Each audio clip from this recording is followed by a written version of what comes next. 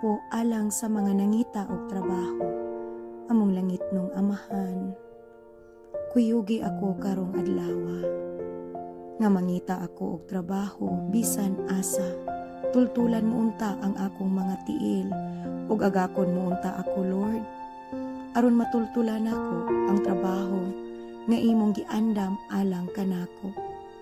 Lord, dili ako sibo og takos tungod sa akong mga kasaypanan. Apan, ikaw lamang ang akong gilauman. Nga makatabang kanako tungod kay wala gayud ako mahimo kun wala ikaw, Ginoo. Ginoo, tabangi ako nga makakaplag ako karong adlawa.